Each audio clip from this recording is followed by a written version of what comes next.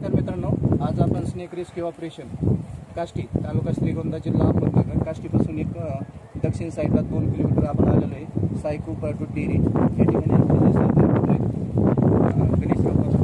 Sir यांनी वारंवार साप दिसल्यानंतर लोकांना समजून सांगितलं की साप दिसल्यानंतर मारू नका. आपल्या जवळील सर्व मित्र आहेत, गणेश आयवळे सर असतील, दीपक सर असतील, आम्ही स्वतः असेल तर या ठिकाणी आमच्या रेस्क्यू टीमला बोलवतात आणि त्यांच्या माध्यमातून आपण दर सापाला जीवदान देतोय. आज असाच विषय झाला की आमचे जीवाचे जीवलग मित्र मेजर मनोहर शिंदे, आज आम्ही ह्या ठिकाणी परिक्रमा कॉलेजवर हॉर्स रायडिंगसाठी आलो होतो. तर त्या ठिकाणी गेल्यानंतर आमचे सहकारी मित्र गणेशराव बोलले की एक कॉल आहे आपल्याला, तर तो कॉल आपण आधी करू. म्हणलं चालतंय.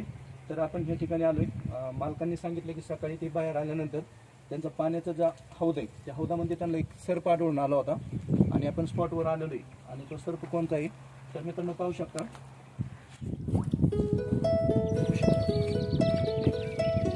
एक 2.5 ते 3 फुटाचा अतिविषारी नागजातीचा सर्प आहे.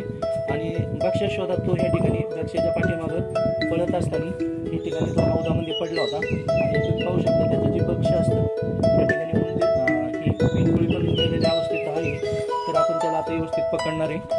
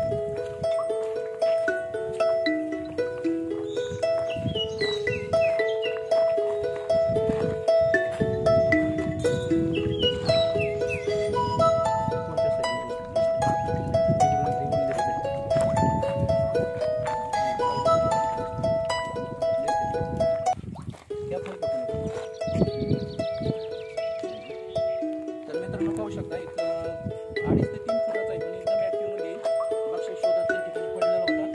तर आपण त्याला व्यवस्थित पकडलेलं आहे. पकडल्यानंतर व्यवस्थित त्याला बघण्यात आणणार आहे.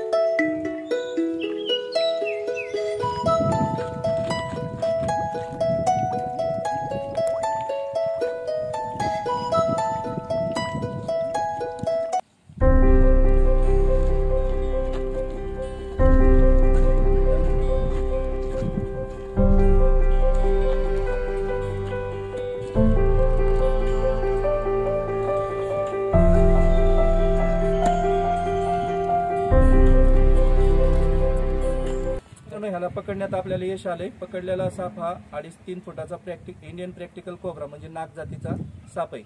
तर या ठिकाणी पाण्याच्या टाकीमध्ये तो पडला होता आणि इथले जे कार्यकर्ते, सामाजिक कार्यकर्ते, परिक्रमा कॉलेजवरचे सर असतील, सामाजिक कार्यकर्ते असतील काष्टीचे गणेशराव बापकर, तर ह्यांच्यामुळे ह्या सापाला जीवदान भेटलेलं आहे. तर जाणून घेऊया ह्या ठिकाणी आपण साप पकडल्यानंतर नेमकं काय झालं. अगोदर ज्या व्यक्तीने पाहिले, जे मालक आहेत परिक्रमा कॉलेजचे सर, त्यांच्याकडून जाणून घेऊया. तर अगोदर नाव घ्या.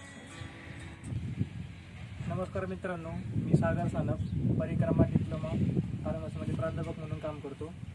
सकाळी अचानक मी मोटर चालू करण्याच्या उद्देशाने, माझं जे रहिवासी ठिकाण आहे माझ्या बिल्डिंगच्या शेजारी पाण्याचा छोटासा हौद आहे, त्याच्यामध्ये सहज मोटर चालू करताना सहज माझं तिथं लक्ष गेलं की तिथं एक पाण्यामध्ये काहीतरी हालचाल वगैरे होती. तर जवळ जाऊन बघितलं तर पाण्यामध्ये विषारी नाग होता.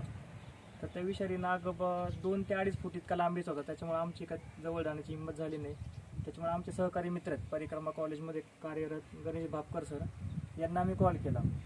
तर त्यांचे एक सर्पमित्र त्यांचं नाव कळसकर सर, दौंडमध्ये, त्यांना आम्ही कॉल केला. तर ते अवघ्या 10 मिनिटातच त्यांनी आमचं जे काही बिल्डिंग आहे 10 मिनिटामध्ये पोहोचले.